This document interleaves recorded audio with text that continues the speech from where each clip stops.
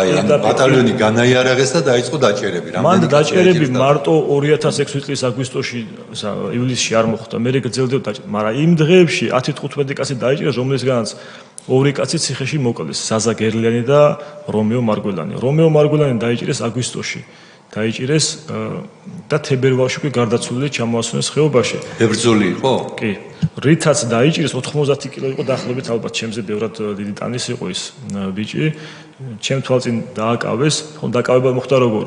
ჯერ დაიჭირეს და მამა და შეუთვალეს რომ ან ჩაგუბარდები, ან შენ დას გავიყვანთ ძალიან დიდ სასჯელზე და ჩაბარდა და ამოიყვანეს კუდმა დაიჭირა, კონსულს ვთქვებამ დაიჭირა და რითაც დაიჭირეს 2006 წლის აგვისტოში, იმით შემოასვენეს 2007 წლის თებერვალში, იმ დასაცმლად. და იქნება დაახლოებით 35-40 კილოგრამი იქნებოდა გარდაცვლილი, მეტი არა. ყველა ძვალი მოტეხილი ქონდა. ხერხემალი ქონდა, მოტეხილი კი არ ქონდა, აი დამსხვრევებად ქონდა ქცეული მალები. ეთყობა ურტყავდნენ ან იარაღის ტარს ან რამე ბლაქვსაგანს. ცხვირი მოტეხილი ქონდა. ფრჩხილებს ეთყობა არ აჭრიდნენ საერთოდ და დამტრეული ქონდა ეს ფრჩხილები და თლიანად იყო ჩამჯდარი სისხლი. ანუ ეს სისხლი არ იყო ერთი დღის და ორი დღის, ეს იყო თვეობით ნაწამები.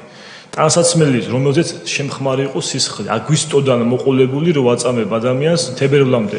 იმდენ საკვებს აძლევდნენ ეთყობა რომ ცოტა მეტხანს ყოფილი იყო. რომელ დაწესებულებაში ყავდათ ხომ არიცით?